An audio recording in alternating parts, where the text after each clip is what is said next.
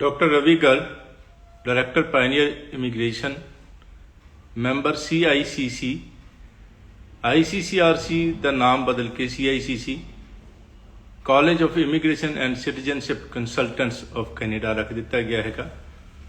ਔਰ Canada embassy ਦੀ website ਤੇ ਇਸ ਦੀ ਡਿਟੇਲਸ ਦੇਖੀਆਂ ਜਾ ਸਕਦੀਆਂ ਨੇ। ਸਭ ਤੋਂ ਪਹਿਲਾਂ ਮੇਰੀ ਰਿਕੁਐਸਟ ਕਿ ਸਾਰੇ ਆਫਿਸਿਸ ਦੇ ਵਿੱਚ 9 ਆਫਿਸਿਸ ਨੇ ਪਾਇਨੀਅਰ ਇਮੀਗ੍ਰੇਸ਼ਨ 2003 ਤੋਂ 100% ਓਨੈਸਟੀ ਰੱਬ ਨੂੰ ਹਾਜ਼ਰ ਨਾਜ਼ਰ ਮੰਨ ਕੇ ਜੈਨੂਅਨ ਸਰਵਿਸਿਜ਼ ਔਰ ਓਨੈਸਟੀ ਟਰਾਂਸਪੇਰੈਂਸੀ ਕੇਅਰ ਔਰ ਐਕਸਪਰਟੀਜ਼ ਦੀ ਪੂਰੀ ਕੋਸ਼ਿਸ਼ ਕਰਦੇ ਹੋਏ ਤੁਹਾਡੀਆਂ ਸੇਵਾਵਾਂ ਕਰਦੀ ਪਈ ਹੈ। ਔਰ ਹਮੇਸ਼ਾ ਮੈਂ ਕਹਿੰਦਾ ਕਿ ਹਰ ਫੀਲਡ ਦੇ ਵਿੱਚ ਆਪਾਂ ਇਹ ਚਾਹੁੰਦੇ ਹਾਂ ਡਾਕਟਰ ਹੋਵੇ, ਕੋਈ ਮੋਟਰ ਮਕੈਨਿਕ ਜਾਂ ਇਮੀਗ੍ਰੇਸ਼ਨ ਕੰਸਲਟੈਂਟ ਰੱਬ ਦਾ ਬੰਦਾ ਮਿਲੇ, ਵਧੀਆ ਹੋਵੇ, ਜਿਹਦੇ 'ਚ ਕੋਈ ਗੜਬੜ ਵਾਲਾ ਕੰਮ ਨਾ ਹੋਵੇ ਔਰ ਸਹੀ ਸਲਾਹ ਦੇਵੇ। ਕੰਮ ਹੋਵੇਗਾ ਤੇ ਕੇਸ ਅੱਗੇ ਕਰੀਏ, ਨਹੀਂ ਤਾਂ ਪੈਸੇ ਖਰਾਬ ਨਾ ਕਰੀਏ। ਉਸ ਚੀਜ਼ ਨੂੰ ਧਿਆਨ 'ਚ ਰੱਖਦੇ ਹੋਏ ਤੁਹਾਡੀਆਂ ਸੇਵਾਵਾਂ। ਔਰ ਹੈੱਡ ਆਫਿਸ ਜਿਹੜਾ ਹੈ ਚੰਡੀਗੜ੍ਹ ਸੈਕਟਰ 35, ਮੋਹਾਲੀ ਵਿੱਚ ਹੋਰ ਆਫਿਸਿਸ ਲੁਧਿਆਣਾ, ਮੋਗਾ, ਫਿਰੋਜ਼ਪੁਰ, ਅੰਮ੍ਰਿਤਸਰ, ਜਲੰਧਰ, ਬਠਿੰਡਾ, ਬਰਨਾਲਾ। ਓਨੈਸਟ ਤੇ ਸਿੰਸੀਅਰ ਸਟਾਫ ਮੈਂਬਰਸ ਦੀ ਲੋੜ ਹੁੰਦੀ ਹੈਗੀ ਹੈ। ਓਨੈਸਟ ਪਰਸਨਸ ਵਾਸਤੇ ਵੈਲਕਮ। ਕੈਨੇਡਾ ਦੇ ਵਿੱਚ ਵੀ ਸਾਡੇ ਆਫਿਸਿਸ ਦੇ ਵਿੱਚ ਸਟਾਫ ਦੀ ਜ਼ਰੂਰਤ ਹੈਗੀ ਹੈ, ਜਿਸ ਨੇ ਉੱਥੇ ਪੜ੍ਹਾਈ ਪੂਰੀ ਕਰ ਲਈ ਹੋਵੇ। ਪਾਰਟ ਟਾਈਮ ਨਹੀਂ, ਫੁੱਲ ਟਾਈਮ ਜੌਬ ਹੈਗੀ ਉੱਥੇ। ਔਰ ਜੈਨੂਅਨ ਸਿੰਸੀਅਰ ਉਸੇ ਤਰੀਕੇ ਨਾਲ ਓਨੈਸਟ ਬੰਦੇ ਦੀ ਲੋੜ ਹੈਗੀ ਹੈ। ਪਰ ਉੱਥੇ ਜੇ ਰੀਸੈਂਟਲੀ ਵਰਕ ਪਰਮਿਟ ਹੋਇਆ ਹੈਗਾ, PR ਵੀ ਅਸੀਂ ਕਰਵਾਉਣ ਦੀ ਕੋਸ਼ਿਸ਼ ਕਰਾਂਗੇ। ਕੋਈ ਦਿੱਕਤ ਵਾਲੀ ਗੱਲ ਨਹੀਂ ਹੋਣੀ ਚਾਹੀਦੀ ਉਸ ਦੇ ਵਿੱਚ, ਲੇਕਿਨ ਬੜਾ ਸਿਲੈਕਟਿਵ ਹੋ ਕੇ ਕਿਉਂਕਿ ਮੇਨ ਜਿਹੜਾ ਸਾਡਾ ਮੋਟਿਵ ਉਹ ਕਲਾਇੰਟਸ ਦੀ ਸੇਵਾ, ਖਿਆਲ, ਕੇਅਰ, ਉਹ ਜ਼ਰੂਰੀ ਹੈਗੀ ਹੈ। ਬਹੁਤ ਹਾਈ ਵੀਜ਼ਾ ਸਕਸੈਸ ਰੇਟ ਚੱਲਦਾ ਪਿਆ ਹੈਗਾ। ਹਾਲਾਂਕਿ ਕੈਨੇਡਾ ਦੇ ਵਿੱਚ ਬਹੁਤ ਰਸ਼ ਚੱਲਦਾ ਪਿਆ, ਬਹੁਤ application number of application very high. Australia ਥੋੜ੍ਹਾ ਜਿਹਾ ਖੁੱਲਿਆ ਸ਼ੁਰੂ ਹੋਇਆ ਹੈਗਾ। ਓਮਿਕਰੋਨ ਜਿਹੜਾ ਹੈਗਾ ਨਵਾਂ ਵਾਇਰਸ ਜਿਹੜਾ ਹੈਗਾ ਉਹ ਫਿਰ ਜਿਹੜਾ ਫੈਲਦਾ ਪਿਆ ਤੇਜ਼ੀ ਨਾਲ। ਇੰਡੀਆ ਦੇ ਵਿੱਚ ਵੀ, ਕੈਨੇਡਾ ਦੇ ਵਿੱਚ ਵੀ, ਹੋਰ ਕੰਟਰੀਜ਼ ਦੇ ਵਿੱਚ ਵੀ ਰਿਸਟ੍ਰਿਕਸ਼ਨਸ ਵੱਧਦੀਆਂ ਪਈਆਂ ਨੇ। ਕਈ ਕੰਟਰੀਜ਼ ਨੇ ਖੋਲ੍ਹਣ ਦੀ ਸ਼ੁਰੂਆਤ ਕੀਤੀ ਸੀ, ਓਮਿਕਰੋਨ ਦੇ ਡਰ ਦੇ ਕਰਕੇ ਫਿਰ ਬੰਦ ਕਰਨਾ ਪਿਆ ਬਹੁਤ ਕੁਝ। ਨਿਊਜ਼ੀਲੈਂਡ ਨੇ ਹੋਰ ਅੱਗੇ ਕਈ ਮਹੀਨੇ ਹੋਰ ਅੱਗੇ ਜਿਹੜਾ ਇਹਨਾਂ ਦਾ ਬੰਦ ਸਿਸਟਮ ਹੈਗਾ, ਵੀਜ਼ਾ ਬੰਦ ਕਰਨ ਦਾ ਜਿਹੜਾ ਫੈਸਲਾ, ਉਸ ਨੂੰ ਹੋਰ ਜ਼ਿਆਦਾ ਅੱਗੇ ਵਧਾ ਦਿੱਤਾ ਹੈਗਾ। ਬਹੁਤ ਸਾਰੇ ਕੰਟਰੀਜ਼ ਆਲਮੋਸਟ ਬੰਦ ਨੇ। ਕੈਨੇਡਾ ਕਦੇ ਵੀ ਬੰਦ ਨਹੀਂ ਹੋਇਆ। ਈਵਨ ਕਿ ਜਦੋਂ ਇਹ ਜਿਹੜਾ ਵਾਇਰਸ ਦਾ ਇੰਨਾ COVID-19 ਦਾ ਬਹੁਤ ਤੂਫਾਨ ਚੱਲਿਆ, ਉਦੋਂ ਵੀ ਕਾਫੀ ਖੁੱਲ੍ਹਾ ਰਿਹਾ, ਵੀਜ਼ੇ ਲੱਗਦੇ ਰਹੇ, ਸਟੂਡੈਂਟਸ ਜਿਹੜੇ ਆਨਲਾਈਨ ਪੜ੍ਹਾਈ ਕਰਦੇ ਰਹੇ। ਈਵਨ ਕੈਨੇਡਾ ਤੋਂ ਬਾਹਰ ਬੈਠ ਕੇ ਆਨਲਾਈਨ ਸਟੱਡੀਜ਼ ਨੂੰ ਅਲਾਉ ਕਰ ਦਿੱਤਾ ਪੋਸਟ ਗ੍ਰੈਜੂਏਟ ਵਰਕ ਪਰਮਿਟ ਵਾਸਤੇ। ਔਰ AIP ਅਲਾਉ ਕਰ ਦਿੱਤੀਆਂ, ਅਪਰੂਵਲ ਇਨ ਪ੍ਰਿੰਸੀਪਲ। ਤੇ ਬੜੀ ਛੂਟਾਂ ਜਿਹੜੀਆਂ ਨੇ, ਜਿਹੜੀ ਰਿਸਟ੍ਰਿਕਸ਼ਨਸ ਦੇ ਵਿੱਚ ਜਿਹੜੀਆਂ ਢਿੱਲ ਜਿਹੜੀ ਦਿੱਤੀ ਗਈ, ਖਾਸ ਤੌਰ 'ਤੇ ਸਟੂਡੈਂਟਸ ਨੂੰ ਲੈ ਕੇ, ਇੰਟਰਨੈਸ਼ਨਲ ਸਟੂਡੈਂਟਸ ਦੇ ਵਾਸਤੇ। ਸੋ ਐਪਲੀਕੇਸ਼ਨ ਤਾਂ ਬਹੁਤ ਜ਼ਿਆਦਾ ਨੇ। ਵਿੱਚ ਨੂੰ ਜਿਹੜਾ ਹੈ ਅੱਜ ਤੋਂ 2-3 ਮਹੀਨੇ ਪਹਿਲਾਂ ਦੀ ਗੱਲ ਕਰੀਏ, ਵੀਜ਼ਾ ਸਕਸੈਸ ਰੇਟ ਲੋ ਵੀ ਆ ਗਿਆ ਸੀਗਾ। ਇਸ ਵਕਤ ਕਾਫੀ ਚੰਗਾ ਚੱਲਦਾ ਪਿਆ।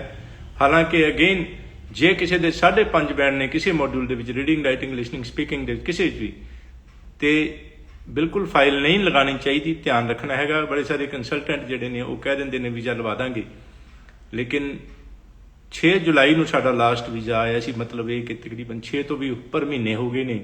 5.5 ਬੈਂਡ ਵਾਲਿਆਂ ਨੂੰ ਕੋਈ ਵੀਜ਼ਾ ਨਹੀਂ ਦਿੰਦੀ ਪਈ ਅੰਬੈਸੀ, ਕੈਨੇਡਾ ਅੰਬੈਸੀ। ਹਾਲਾਂਕਿ ਬਹੁਤ ਸਾਰੇ ਕਾਲਜ, ਯੂਨੀਵਰਸਿਟੀਜ਼ ਜਿਹੜੀਆਂ ਨੇ, ਚੰਗੇ ਕਾਲਜ, ਯੂਨੀਵਰਸਿਟੀਜ਼, ਜਿਨ੍ਹਾਂ ਦੇ ਵਿੱਚ ਪੋਸਟ ਗ੍ਰੈਜੂਏਟ ਵਰਕ ਪਰਮਿਟ ਵੀ ਅਲਾਉਡ ਹੈਗਾ, ਆਫਰ ਲੈਟਰ ਦੇ ਦਿੰਦੇ ਨੇ, ਐਡਮਿਸ਼ਨ ਦੇ ਦਿੰਦੇ ਨੇ, ਲੇਕਿਨ ਫਿਰ ਆਪਾਂ ਫਾਈਲ ਲਗਾਉਣੀ ਅੰਬੈਸੀ ਦੇ ਵਿੱਚ, ਉਹ ਵੀਜ਼ਾ ਰਿਫਿਊਜ਼ ਹੋਏਗਾ ਆਲਮੋਸਟ ਪੱਕਾ।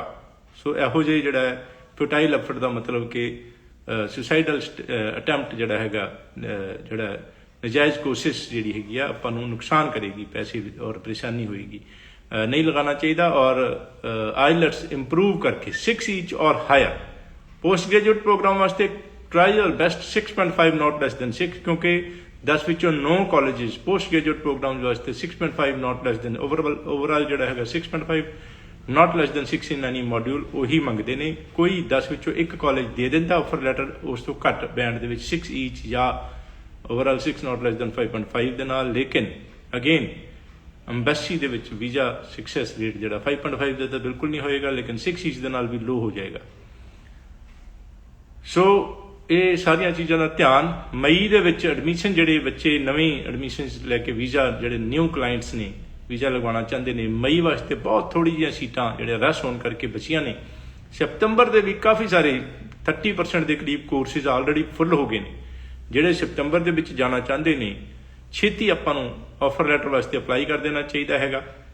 ਹਾਲਾਂਕਿ ਜਿਸ ਤਰ੍ਹਾਂ ਆਪਾਂ ਗੱਲ ਕਰਦੇ ਹਾਂ ਕਿ ਕਿਸੇ ਵੀ ਥਾਂ ਤੇ ਜਾਈਏ ਮੰਦਿਰ ਗੁਰਦੁਆਰਾ ਸਾਹਿਬ ਦੇ ਵਿੱਚ ਜਾਂ ਕਿਤੇ ਵੀ ਜਾਈਏ ਤੇ ਕਈ ਵਾਰੀ ਆਪਾਂ ਨੂੰ ਪਤਾ ਹੁੰਦਾ ਹੈ 12 ਘੰਟੇ ਦੀ ਵੇਟਿੰਗ ਹੈ 15 ਘੰਟੇ ਦੀ ਵੇਟਿੰਗ ਹੈ। ਉਸੇ ਹਿਸਾਬ ਨਾਲ ਆਪਾਂ ਨੂੰ ਅੱਗੇ ਪਹਿਲਾਂ ਹੀ ਆਪਣਾ ਮੈਨੇਜ ਕਰਨਾ ਪੈਂਦਾ। ਇਸੇ ਤਰੀਕੇ ਨਾਲ ਰਸ਼ ਜ਼ਿਆਦਾ ਹੋਣ ਕਰਕੇ ਕੈਨੇਡਾ ਅੰਬੈਸੀ ਦੇ ਵਿੱਚ ਐਪਲੀਕੇਸ਼ਨ ਜ਼ਿਆਦਾ ਹੋਣ ਕਰਕੇ ਆਪਾਂ ਨੂੰ ਇਸ ਵਕਤ ਦਸੰਬਰ ਦੇ ਵਿੱਚ ਵੀ ਅਗਲੇ ਸਤੰਬਰ ਦੀਆਂ ਸੀਟਾਂ ਦਾ ਖਿਆਲ ਕਰਨਾ ਪਏਗਾ। ਕਾਫੀ 30% ਦੇ ਕਰੀਬ ਫੁੱਲ। ਅਦਰਵਾਈਜ਼ ਜੇ ਆਪਣਾ ਚੁਣਿੰਦਾ ਜਿਹੜਾ ਪ੍ਰੈਫਰਡ ਜਿਹੜਾ ਪ੍ਰੋਗਰਾਮ ਜਿਹੜਾ ਫੁੱਲ ਹੋ ਗਿਆ ਤੇ ਹੋ ਸਕਦਾ ਆਪਾਂ ਨੂੰ ਨੈਕਸਟ ਜਿਹੜਾ ਜਨਵਰੀ 23 ਵਾਸਤੇ ਐਡਮਿਸ਼ਨ ਜਿਹੜੀ ਆ ਕਰਨੀਆਂ ਪੈਣ। ਔਰ ਕਈ ਕਾਲਜਿਸ ਨੇ ਜਨਵਰੀ 23 ਵਾਸਤੇ ਵੀ ਆਪਣੀਆਂ ਐਡਮਿਸ਼ਨਸ ਖੋਲ ਦਿੱਤੀਆਂ ਨੇ। ਬੋ ਵੈਲੀ ਕਾਲਜ ਕੈਲਗਰੀ ਇੱਕ ਵਨ ਆਫ ਦਾ ਜਿਹੜਾ ਮੈਨੂੰ ਯਾਦ ਆ ਰਿਹਾ ਇਸ ਵਕਤ ਉਸ ਦੀਆਂ ਪ੍ਰੋਗਰਾਮ ਸਾਰੇ ਫੁੱਲ ਹੋ ਗਏ ਨੇ। ਈਵਨ ਕਿ ਸੈਨਿਕਾ ਕਾਲਜ ਦੇ ਮੋਸਟ ਪ੍ਰੋਗਰਾਮ ਸਾਰੇ ਫੁੱਲ ਹੋ ਗਏ ਨੇ। ਸੈਨਿਕਾ ਕਾਲਜ ਟੋਰਾਂਟੋ ਦੇ ਵਿੱਚ ਬੋ ਵੈਲੀ ਕੈਲਗਰੀ। ਸੋ ਇਸੇ ਤਰੀਕੇ ਨਾਲ ਬਹੁਤ ਸਾਰੇ ਕਾਲਜਿਸ ਇਸ ਵਕਤ ਸਤੰਬਰ ਵਾਸਤੇ ਬਹੁਤ ਸਾਰੇ ਪ੍ਰੋਗਰਾਮਸ ਫੁੱਲ ਹੋ ਗਏ ਨੇ। ਵੈਲਕਮ। ਮੇਰੇ ਕੋਲ ਕੁਐਰੀਜ਼ ਆਉਂਦੀਆਂ ਨੇ ਕਿ ਕਿਹੜਾ ਕੋਰਸ ਕਿਸ ਤਰ੍ਹਾਂ ਦੇਣਾ ਚਾਹੁੰਦਾ। ਥੋੜਾ ਜਿਹਾ ਓਵਰਵਿਊ ਮੈਂ ਦੇਣਾ ਚਾਹੁੰਦਾ। 12th ਮੈਡੀਕਲ ਵਾਸਤੇ ਮੇਰਾ ਜਿਹੜਾ ਪ੍ਰੈਫਰਡ ਪ੍ਰੋਗਰਾਮ ਜਿਨ੍ਹਾਂ ਦੇ 70% ਤੋਂ ਉੱਪਰ ਚੰਗੇ ਮਾਰਕਸ ਨੇ ਖਾਸ ਤੌਰ ਤੇ ਬਾਇਓਲੋਜੀ ਦੇ ਵਿੱਚ ਉਹਨਾਂ ਵਾਸਤੇ ਫਿਜ਼ੀਓਥੈਰੇਪੀ ਅਸਿਸਟੈਂਟ ਦਾ ਕਰੀਅਰ ਬਣਾਉਣ ਵਾਲਾ ਜਿਹੜਾ ਹੈਗਾ ਪੜ੍ਹਨਾ ਪਏਗਾ। ਥੋੜਾ ਜਿਹਾ ਮਿਹਨਤ ਕਰਨੀ ਪਏਗੀ ਬੱਚੇ ਨੂੰ। ਹੋ ਸਕਦਾ ਕੰਮ ਥੋੜਾ ਜਿਹਾ ਘੱਟ ਕਰ ਸਕਣ ਕਮਾਈ ਥੋੜੀ ਜਿਹੀ ਘੱਟ ਕਰ ਸਕਣ ਲੇਕਿਨ ਅੱਗੇ ਜ਼ਿੰਦਗੀ ਬਣਾਉਣ ਵਾਸਤੇ ਮੇਰੀ ਹਮੇਸ਼ਾ ਇਹ ਸਲਾਹ ਹੁੰਦੀ ਹੈ ਕਿ ਆਪਾਂ ਆਪਣੀ ਜਗ੍ਹਾ ਨੂੰ ਚੂਜ਼ ਕਰਨ ਦੇ ਬਜਾਏ ਮਾਮਾ ਚਾਚਾ ਤਾਇਆ ਕੋਈ ਫਰੈਂਡ ਰਹਿੰਦਾ ਹੈਗਾ ਉਸ ਕਰਕੇ ਬੱਚੇ ਨੂੰ ਖਾਸ ਤੌਰ ਤੇ ਕੁੜੀਆਂ ਨੂੰ ਭੇਜਣਾ ਚਾਹੁੰਦੇ ਨੇ ਰਿਲੇਟਿਵ ਕੋਲੇ ਕੋਈ ਐਸੀ ਗੱਲ ਨਹੀਂ। ਬੈਟਰ ਹੈਗਾ। ਮੈਂ ਇਹ ਚਾਹੁੰਦਾ ਹੈਗਾ ਕਿ ਉੱਥੇ ਬਹੁਤ ਸੇਫ ਐਨਵਾਇਰਨਮੈਂਟ ਹੈਗਾ ਕੈਨੇਡਾ ਦੇ ਵਿੱਚ। ਨਾ ਪੈਸੇ ਚੱਲਦੇ ਨਾ ਸਿਫਾਰਿਸ਼ ਚੱਲਦੀ। ਪੁਲਿਸ ਜਿਹੜੀ ਹੈ ਪ੍ਰੋਟੈਕਟਿਵ ਹੈਗੀ ਹੈ ਬਹੁਤ ਰੱਖਿਆ ਕਰਦੀ ਹੈਗੀ ਹੈ ਕੇਅਰ ਕਰਦੀ ਹੈ। ਕ੍ਰਾਈਮ ਰੇਟ ਬਹੁਤ ਲੋ ਹੈਗਾ। ਕੋਈ ਡਰਨ ਦੀ ਚਿੰਤਾ ਕਰਨ ਦੀ ਜ਼ਰੂਰਤ ਨਹੀਂ। ਜਿੱਥੇ ਕੋਈ ਵਧੀਆ ਪ੍ਰੋਗਰਾਮ ਹੋਵੇ ਬੱਚੇ ਦੇ ਕਰੀਅਰ ਬਣਾਉਣ ਵਾਲਾ ਪ੍ਰੋਗਰਾਮ ਹੋਵੇ ਉਹੀ ਚੁਣਨਾ ਚਾਹੀਦਾ ਹੈਗਾ। ਸੋ 12th ਮੈਡੀਕਲ ਵਾਸਤੇ ਫਿਜ਼ੀਓਥੈਰੇਪੀ ਅਸਿਸਟੈਂਟ ਸਾਰੇ ਕੋਰਸਿਸ ਜ਼ਿਆਦਾਤਰ 2 ਸਾਲ ਦੇ 1 ਸਾਲ ਦੀ ਫੀਸ 10 ਲੱਖ 2 ਸਾਲ ਦੀ ਫੀਸ 20 ਲੱਖ 3 ਸਾਲ ਦੀ 30 ਲੱਖ 4 ਸਾਲ ਦੀ 40 lakh tuition fee living expense ਉਸ ਤੋਂ ਵੱਖਰੇ ਤਕਰੀਬਨ ਕੋਈ $600-700 ਪਰ ਮੰਥ ਦੇ ਹੋਰ ਵੀ ਹੋਣਗੇ। ਕਮਾਈ ਜਿਹੜੀ ਹੈ ਥੋੜੀ ਬਹੁਤ ਬੱਚੇ ਕਰ ਸਕਦੇ ਨੇ ਲੇਕਿਨ ਮੰਨ ਲਓ ਕਿ 2 ਸਾਲ ਦਾ 2 ਸਾਲ ਦਾ 3 ਸਾਲ ਦਾ 4 ਸਾਲ ਦਾ ਕੋਰਸ ਕਿੰਨਾ ਵੀ ਕੀਤਾ ਹੋਵੇ 3 ਸਾਲ ਦਾ ਹੀ ਵਰਕ ਪਰਮਿਟ ਮਿਲਣਾ। Most students go for 2 year programs to save money ਪੈਸੇ ਜਿਹੜੇ ਬਚਾਉਣ ਵਾਸਤੇ। 2 ਸਾਲ ਦਾ ਕੋਰਸ 4 ਮਹੀਨੇ ਦੇ 4 ਸਮੈਸਟਰ 16 ਮਹੀਨੇ 'ਚ ਖਤਮ ਹੋ ਜਾਏਗਾ। ਸਿਰਫ 16 ਮਹੀਨੇ ਦੀ ਪੜ੍ਹਾਈ ਕੰਸਨਟਰੇਟ ਕਰਕੇ ਧਿਆਨ ਕਰਕੇ ਅਗਰ ਬੱਚੇ ਕਰ ਲੈਣ ਉਨੀ ਫੀਸ ਉਨੀ ਪੜ੍ਹਾਈ ਉਨੀ ਮਿਹਨਤ ਉਨਾ ਹੀ ਟਾਈਮ ਉਸ ਦੇ ਨਾਲ ਕੈਰੀਅਰ ਬੈਟਰ ਹੋ ਜਾਏਗਾ। ਔਰ 12th ਨਾਨ ਮੈਡੀਕਲ ਵਾਸਤੇ ਮੇਰਾ ਚੁਣਿੰਦਾ ਪ੍ਰੋਗਰਾਮ 2006 ਤੋਂ ਮੈਂ ਕੈਨੇਡਾ ਦਾ ਜਿਹੜਾ ਪਰਮਾਨੈਂਟ ਰੈਜ਼ੀਡੈਂਟ ਹੈਗਾ ਉੱਥੇ ਬੱਚੇ ਜਿਹੜੇ ਹੈ ਮੈਡੀਕਲ ਸਾਇੰਸ ਡਾਕਟਰੀ ਕਰਦੇ ਪਏ ਨੇ। ਔਰ ਬਹੁਤ ਟਾਈਮ ਮੇਰਾ ਅੱਧਾ ਟਾਈਮ ਕੈਨੇਡਾ 'ਚ ਅੱਧਾ ਟਾਈਮ ਇੰਡੀਆ 'ਚ ਹੁੰਦਾ ਹੈਗਾ। ਜੈਨੂਅਲੀ ਬੜੀ ਅੱਛੀ ਉੱਥੇ ਕੈਨੇਡੀਅਨ ਲਾਈਫ ਨੂੰ ਬੜੇ ਡਿਟੇਲ ਦੇ ਵਿੱਚ ਡੂੰਘਾਈ ਵਿੱਚ ਚੰਗੀ ਤਰ੍ਹਾਂ ਮੈਨੂੰ ਤਜਰਬਾ ਹੈਗਾ ਕਿ ਇੰਡੀਆ ਦੇ ਵਿੱਚ ਕੀ ਅੱਛਾ ਹੈਗਾ ਕੈਨੇਡਾ ਦੇ ਵਿੱਚ ਦੋਨੋਂ ਤਰਫ ਦੀ ਲਾਈਫ ਦਾ ਕਾਫੀ ਤਜਰਬਾ। ਉਸ ਦਾ ਜਿਹੜਾ ਫਾਇਦਾ ਸਟੂਡੈਂਟਸ ਨੂੰ ਜਿਹੜੇ ਮੇਰੇ ਕਲਾਇੰਟਸ ਉਹਨਾਂ ਨੂੰ ਬਹੁਤ ਹੀ ਜਿਹੜੇ ਮਾਣ ਇੱਜ਼ਤ ਵੈਲਿਊ ਪਿਆਰ ਕਰਦੇ ਨੇ ਉਹਨਾਂ ਦੇ ਵਾਸਤੇ ਮੇਰੀ ਹਰ ਤਰੀਕੇ ਦੀ ਸੇਵਾਵਾਂ ਹਾਜ਼ਰ। ਔਰ ਜਿਹੜਾ ਮੇਰਾ ਐਕਸਪੀਰੀਅੰਸ ਹੈ ਉਸ ਦੀ ਵੀ ਉਹਨਾਂ ਨੂੰ ਬੈਨੀਫਿਟਸ। ਔਰ 12th ਨਾਨ ਮੈਡੀਕਲ ਦਾ ਸਿਵਲ ਇੰਜੀਨੀਅਰਿੰਗ ਔਰ 12th ਕਾਮਰਸ ਵਾਸਤੇ ਜਿਹੜੇ ਵਾਈਡਰ ਜਿਹੜਾ ਹੈਗਾ ਸਕੋਪ ਵਾਸਤੇ ਜਾਂ ਬਿਜ਼ਨਸ ਜਾਂ ਅਕਾਊਂਟਿੰਗ ਜਿਹੜੇ CA ਬਣਨਾ ਚਾਹੁੰਦੇ ਨੇ CPA ਉੱਥੇ ਕਹਿੰਦੇ ਨੇ ਆਪਾਂ ਉਹ ਅਕਾਊਂਟਿੰਗ ਲੈ ਲੈਣ। ਅਦਰਵਾਈਜ਼ ਬਿਜ਼ਨਸ ਜਿਹੜਾ ਕਿ ਮੈਨੇਜਮੈਂਟ ਔਰ ਮੈਨੇਜਰ ਦੀ ਪੋਸਟ ਵਾਸਤੇ ਕੰਮ ਆਏਗਾ। ਹੋਟਲ ਮੈਨੇਜਮੈਂਟ ਇਜ਼ ਵਨ ਜਿਹੜਾ ਹੈਗਾ ਫੀਲਡ ਜਿੱਥੇ ਕਿ ਪੈਸੇ ਦੀ ਚੰਗੀ ਜਿਹੜੀ ਹੈ ਹਰ ਤਰੀਕੇ ਨਾਲ ਜੌਬਸ ਜ਼ਿਆਦਾ PR ਦੀ ਚੰਗਾ ਬੈਨੀਫਿਟ ਔਰ ਅੱਗੇ ਪੈਸੇ ਦੀ ਵੀ ਬੈਨੀਫਿਟ ਹੋਏਗਾ ਅੱਛੀ ਚੀਜ਼ ਹੈਗੀ ਹੈ। ਆਰਟਸ ਵਾਸਤੇ ਹੋਟਲ ਮੈਨੇਜਮੈਂਟ ਇੱਕ ਗੁੱਡ ਉਹ ਜਿਸ ਤਰ੍ਹਾਂ ਮੈਂ ਦੱਸਿਆ ਹੈਗਾ ਆਪਸ਼ਨ ਹੈਗੀ ਹੈ। ਔਰ अर्ਲੀ ਚਾਈਲਡਹੁੱਡ ਐਜੂਕੇਸ਼ਨ ਕਾਫੀ ਸਾਰੇ ਪ੍ਰੋਗਰਾਮਸ ਬੱਚੇ ਲੈਂਦੇ ਨੇ ਇਹ ਪ੍ਰੋਗਰਾਮ। ਔਰ ਇਹ ਜਿਹੜਾ ਹੈ ਜ਼ਿਆਦਾਤਰ ਗਰਲਜ਼ ਨੂੰ ਅਸੀਂ ਦਿੰਦੇ ਹੈਗੇ ਇਸ ਧਿਆਨ ਰੱਖਣਾ ਬॉयਜ਼ ਨੂੰ ਅਵੋਇਡ ਕਰਨਾ ਹੈਗਾ। ਲੇਕਿਨ ਸਾਰੀਆਂ ਸਟਰੀਮਸ ਵਾਸਤੇ ਮੈਡੀਕਲ ਨਾਨ ਮੈਡੀਕਲ ਆਰਟਸ ਕੋਈ ਵੀ ਸਟਰੀਮ ਕਾਮਰਸ ਵਾਸਤੇ ਵੀ ਇਹ ਜਿਹੜਾ ਹੈ ਇਹ ਕਈ ਵਾਰੀ ਕਈ ਭੁਲੇਖਾ ਹੁੰਦਾ ਹੈ ਕਲਾਇੰਟਸ ਨੂੰ ਕਿ ਮੈਡੀਕਲ ਵਾਸਤੇ ਨਹੀਂ ਹੈ ਮੈਡੀਕਲ ਵਾਸਤੇ ਹੀ ਹੈ ਸਿਰਫ ਨਹੀਂ ਇਸ ਤਰ੍ਹਾਂ ਦੀ ਗੱਲ। ਐਨੀ ਸਟਰੀਮ ਵਾਸਤੇ ਗੁੱਡ ਹੈਗਾ, ਕੋਈ ਪ੍ਰੋਬਲਮ ਨਹੀਂ ਹੈਗੀ। ਔਰ ਜਿਨ੍ਹਾਂ ਦੇ ਵੀਜ਼ੇ ਲੱਗਦੇ ਵੇ ਬਹੁਤ ਬਹੁਤ ਮੁਬਾਰਕਾਂ, ਔਰ ਉਹ ਜਾ ਸਕਦੇ ਨੇ। ਫਿਲਹਾਲ ਡਾਇਰੈਕਟ ਫਲਾਈਟਸ ਚੱਲਦੀਆਂ ਪਈਆਂ ਨੇ। ਰੱਬ ਨਾ ਕਰੇ ਜਿਹੜਾ ਓਮਿਕਰੋਨ ਵਾਇਰਸ ਦਾ ਜ਼ਿਆਦਾ ਅਟੈਕ ਹੋਇਆ ਤੇ ਹੋ ਸਕਦਾ ਕਿਸੇ ਟਾਈਮ ਬੰਦ ਹੋ ਜਾਣ, ਡਰ ਇਸ ਵਕਤ ਚੱਲਦਾ ਪਿਆ ਹੈਗਾ। ਲੇਕਿਨ ਇਸ ਵਕਤ ਚਲਦੀਆਂ ਪਈਆਂ ਫਲਾਈਟਸ ਜਾ ਸਕਦੇ ਨੇ ਜਿਨ੍ਹਾਂ ਦਾ ਵੀਜ਼ਾ ਲੱਗਿਆ ਹੋਇਆ ਹੈਗਾ, ਔਰ ਜਾਣਾ ਵੀ ਚਾਹੀਦਾ ਹੈਗਾ ਜ਼ਰੂਰ। ਔਰ ਬਾਇਓਮੈਟ੍ਰਿਕਸ ਦੀ ਬੜੀ ਵਧੀਆ ਗੱਲ ਹੈਗੀ ਹੈ, ਖੁਸ਼ਖਬਰੀ ਹੈਗੀ ਹੈ ਕਿ ਸਾਰਾ ਕੁਝ ਠੀਕ ਹੋ ਗਿਆ। ਬੜਾ ਧਾਂਦਲੀ, ਬੜੀ ਗੜਬੜ ਚੱਲਦੀ ਰਹੀ, ਬੜੀ ਪਰੇਸ਼ਾਨੀਆਂ ਰਹੀਆਂ। ਇਸ ਵਕਤ ਬਿਲਕੁਲ perfectly fine, no problem at all. ਔਰ ਅੰਬੈਸੀ ਦਾ ਪ੍ਰੋਸੈਸਿੰਗ ਟਾਈਮ ਜਿਹੜਾ ਹੈ, ਜਿਨ੍ਹਾਂ ਦੀਆਂ ਫਾਈਲਾਂ ਅੰਬੈਸੀ ਦੀ ਵਿੱਚ ਲੱਗੀਆਂ ਹੋਈਆਂ ਨੇ, 2.5 ਤੋਂ 3 ਮਹੀਨੇ ਜ਼ਿਆਦਾ ਹੈਗਾ। ਨਾਰਮਲੀ ਥੋੜ੍ਹਾ ਜਿਹਾ ਹਾਈ ਚੱਲਦਾ ਪਿਆ ਹੈਗਾ, 2.5 ਤੋਂ 3 ਮਹੀਨੇ। ਲੇਕਿਨ ਉਸੇ ਮੁਤਾਬਕ ਕਦੋਂ ਤੁਹਾਡੀ ਫਾਈਲ ਲੱਗੀ ਸੀਗੀ, ਕਦੋਂ ਤੁਹਾਡਾ ਰਿਜ਼ਲਟ ਐਕਸਪੈਕਟਡ ਹੈਗਾ, ਉਸ ਦੇ ਹਿਸਾਬ ਨਾਲ ਆਪਣਾ ਅੱਗੇ ਦਾ ਐਕਸ਼ਨ ਲੈਣਾ ਚਾਹੀਦਾ ਹੈਗਾ। ਕਾਲਜਿਸ ਦੀ ਡੈਡਲਾਈਨ ਜਿਹੜੀਆਂ ਧਿਆਨ ਰੱਖਣਾ ਹੈਗਾ, ਕਾਲਜ ਦੀ ਵੈਬਸਾਈਟ 'ਤੇ ਦਿੱਤੀ ਹੈ। ਤੁਸੀਂ ਜਿਹੜੀ ਈਮੇਲ ਕਾਲਜ ਨੂੰ ਭੇਜੀ ਹੈਗੀ ਹੈ, ਲਿਖ ਕੇ ਐਪਲੀਕੇਸ਼ਨ ਪਾਉਣ ਲੱਗੇ, ਔਰ ਅੰਬੈਸੀ ਦੇ ਵਿੱਚ ਭੇਜੀ ਜਿਹੜੀ ਹੈਗੀ ਹੈ, ਉਹ ਆਪਣੀ ਜਿਹੜੀ ਈਮੇਲ ਲਿਖੀ ਹੈਗੀ ਹੈ, ਫਾਈਲ ਲਾਉਣ ਲੱਗੇ, ਉਸ ਦੇ ਉੱਪਰ ਅੰਬੈਸੀ ਵੱਲੋਂ ਅਪਡੇਟ ਆ ਸਕਦੀ ਹੈ ਤੁਹਾਨੂੰ। ਔਰ ਕਾਲਜਿਸ ਵੱਲੋਂ ਵੀ ਅਪਡੇਟਸ ਆ ਰਹੀਆਂ ਨੇ ਕਿ ਕੀ ਡੈਡਲਾਈਨ ਹੈਗੀ ਹੈ, ਉਹਨਾਂ ਦੀ ਡੈਫਰਮੈਂਟ ਡੈਡਲਾਈਨ, ਔਰ ਇਹਨਾਂ ਦੀ ਜਿਹੜੀ ਅਗਰ ਆਨਲਾਈਨ ਕੋਰਸਿਸ ਹੈਗੇ ਨੇ ਤੇ ਸੇਫ ਹੈਗਾ ਕਿ ਨਹੀਂ, ਅਗਰ ਕਾਲਜਿਸ ਅਲਾਓ ਕਰਨਗੇ ਕਿ ਨਹੀਂ। ਅਗਰ ਤੁਹਾਡੀ ਫਾਈਲ ਅੰਬੈਸੀ 'ਚ ਲੱਗੀ ਹੈ, ਅਗਰ ਤੁਹਾਡਾ ਰਿਜ਼ਲਟ ਨਹੀਂ ਆਇਆ, ਤੇ ਜੇ ਕਾਲਜ ਅਲਾਓ ਕਰਦਾ ਹੈਗਾ ਤੇ ਉਸ ਤੋਂ ਬਾਅਦ ਕਿਸੇ ਵਕਤ ਰਿਫਿਊਜ਼ ਹੋ ਜਾਂਦਾ, ਜਿਹੜੇ ਕਿ 10 ਵਿੱਚੋਂ 3 ਕੇਸ ਜ਼ਰੂਰ ਰਿਫਿਊਜ਼ ਹੋ ਜਾਂਦੇ ਨੇ ਅਕਸਰ। ਔਰ ਉਸ ਹਾਲਤ ਦੇ ਵਿੱਚ ਆਨਲਾਈਨ ਕੋਰਸਿਸ ਸ਼ੁਰੂ ਕਰ ਲੈਂਦੇ ਆ, ਬਾਅਦ ਦੇ ਵਿੱਚ ਕਾਲਜ ਪੂਰੀ ਫੀਸ ਵਾਪਸ ਕਰੇਗਾ ਕਿ ਨਹੀਂ, ਮੀਨ ਸੇਫ ਹੈ ਕਿ ਨਹੀਂ, ਇਹ ਆਪਣਾ ਦੇਖ ਕੇ ਹੀ ਆਨਲਾਈਨ ਕਲਾਸਿਸ ਲਾਣੀਆਂ। ਡੈਫਰਮੈਂਟ ਡੈਡਲਾਈਨ ਨੂੰ ਦੇਖਦੇ ਹੋਏ ਟਾਈਮ ਸਿਰ ਡੈਫਰਮੈਂਟ ਪਾ ਲੈਣੀ ਹੈ, ਜਲਦਬਾਜ਼ੀ ਨਹੀਂ ਕਰਨੀ। ਜਨਵਰੀ 'ਚ ਨਹੀਂ ਤਾਂ ਮਈ ਵਿੱਚ ਹੋ ਜਾਏਗਾ, ਲੇਕਿਨ ਆਪਣੀ ਫੀਸ ਨੂੰ ਖਤਰੇ 'ਚ ਨਹੀਂ ਪਾਉਣਾ। ਮਤਲਬ 5 ਲੱਖ ਖਤਰੇ ਵਿੱਚ ਆ ਸਕਦਾ ਅਗਰ ਆਪਾਂ ਜਲਦਬਾਜ਼ੀ ਕਰਕੇ ਕਿ ਨਹੀਂ ਅਸੀਂ ਜਨਵਰੀ ਵਿੱਚ ਹੀ ਕਰਨਾ ਚਾਹੁੰਦੇ, ਮਈ ਵਿੱਚ ਨਹੀਂ ਕਰਨਾ ਚਾਹੁੰਦੇ। ਬੈਟਰ ਹੈਗਾ ਕਿ ਸੇਫਟੀ ਨੂੰ ਪ੍ਰਾਇੋਰਟੀ ਦਈਏ ਆਪਾਂ, ਤਾਂ ਕਿ ਫੀਸ ਦਾ ਖਤਰਾ ਆਪਣੇ ਨਾ ਆਵੇ। ਜਿਹੜੇ ਜਾ ਰਹੇ ਨੇ ਵੀਜ਼ਾ ਲੱਗ ਕੇ, ਜਿਹੜੇ ਫਲਾਈਟ ਲੈਣਗੇ, ਉਹ ਧਿਆਨ ਰੱਖਣ ਕਿ ਜਾਣ ਲੱਗੇ ਵੀ ਕੁਝ ਘੰਟੇ ਪਹਿਲਾਂ ਹੀ ਅਲਾਉਡ ਹੈਗਾ। ਦਿੱਲੀ ਦੇ ਜਿਹੜਾ ਏਅਰਪੋਰਟ ਤੇ ਹੀ ਜਿਹੜਾ COVID-19 ਟੈਸਟ ਮੰਨਿਆ ਜਾਵੇਗਾ, ਬਾਹਰ ਦਾ ਟੈਸਟ ਨਹੀਂ ਮੰਨਿਆ ਜਾਵੇਗਾ। ਇਸ ਦੀ ਡਿਟੇਲ ਸਾਡੇ ਆਫਿਸ ਤੋਂ ਲੈ ਸਕਦੇ ਹੈਗੇ ਹੋ। ਔਰ ਜਾਣ ਲੱਗੇ ਵੀ ਕੋਵਿਡ ਟੈਸਟ ਹੋਏਗਾ, ਔਰ ਉੱਥੇ ਪਹੁੰਚ ਕੇ ਵੀ ਕੋਵਿਡ ਟੈਸਟ ਹੋਏਗਾ। ਕੁਆਰੰਟੀਨ ਪਲਾਨ ਲੈ ਕੇ ਜਾਣਾ ਹੈਗਾ ਕਿ ਮੰਨ ਲਓ ਉੱਥੇ ਪੋਜ਼ੀਟਿਵ ਨੈਗੇਟਿਵ ਆਉਂਦਾ ਹੈਗਾ, ਫਿਰ ਕੋਈ ਪ੍ਰੋਬਲਮ ਨਹੀਂ। ਔਰ ਜਦ ਤੱਕ ਨੈਗੇਟਿਵ ਨਹੀਂ ਆਉਂਦਾ ਉਦੋਂ ਤੱਕ ਵੇਟ ਕਰਨੀ ਪਏਗੀ। ਹੋਟਲ ਦੇ ਵਿੱਚ ਆਪਾਂ ਨੂੰ ਰੁਕਣਾ ਪਏਗਾ, ਕੁਝ ਪੈਸੇ ਐਕਸਟਰਾ ਲੈ ਕੇ ਜਾਣੇ ਹੈਗੇ ਆ। ਅਗਰ ਨੈਗੇਟਿਵ ਆਉਂਦਾ ਹੈਗਾ ਤੇ ਫਿਰ ਤੁਸੀਂ ਜਾ ਸਕਦੇ ਹੋ। ਪੋਜ਼ੀਟਿਵ ਆਉਂਦਾ ਤੇ 2 ਵੀਕਸ ਵਾਸਤੇ ਕੁਆਰੰਟੀਨ ਕਰਨਾ ਪਏਗਾ। ਆਪਣੇ ਕਿਸੇ ਫਰੈਂਡ ਰਿਲੇਟਿਵ ਦੀ ਕੰਸੈਂਟ ਕਿ ਉਹ ਤੁਹਾਡੀ ਹੈਲਪ ਕਰਨਗੇ। ਜੇ ਪੋਜ਼ੀਟਿਵ ਆਇਆ COVID-19 ਟੈਸਟ ਔਰ ਕੁਆਰੰਟੀਨ ਕਰਨਾ ਪਿਆ ਤੇ ਉਹ ਉਸ ਚੀਜ਼ ਦਾ ਉਹ ਧਿਆਨ ਰੱਖਣਗੇ, ਤੁਹਾਡਾ ਹਰ ਚੀਜ਼ ਦਾ, ਰਹਿਣ ਸਹਿਣ ਦਾ, ਖਾਣ ਪੀਣ ਦਾ, ਹਰ ਚੀਜ਼ ਦਾ, ਮੈਡੀਸਿਨ ਦਾ ਕੇਅਰ ਕਰਨਗੇ। ਇਹ ਜਿਹੜਾ ਉਹਨਾਂ ਦਾ ਕੁਆਰੰਟੀਨ ਪਲਾਨ, ਉਹਨਾਂ ਵੱਲੋਂ ਕੰਸੈਂਟ ਲੈਟਰ ਲੈ ਕੇ ਲੈਟਰ ਜਿਹੜਾ ਹੈ ਲਿਖਵਾ ਕੇ ਉਹਨਾਂ ਤੋਂ ਮੰਗਵਾ ਲੈਣਾ ਹੈਗਾ। ਔਰ ਐਡਰੈਸ, ਕੰਟੈਕਟ ਨੰਬਰ, ਹਰ ਚੀਜ਼ ਡਿਟੇਲ ਤੁਹਾਡੇ ਹੱਥ ਦੇ ਵਿੱਚ ਤੁਹਾਡੇ ਕੋਲ ਹੋਣੀ ਚਾਹੀਦੀ ਹੈਗੀ ਹੈ।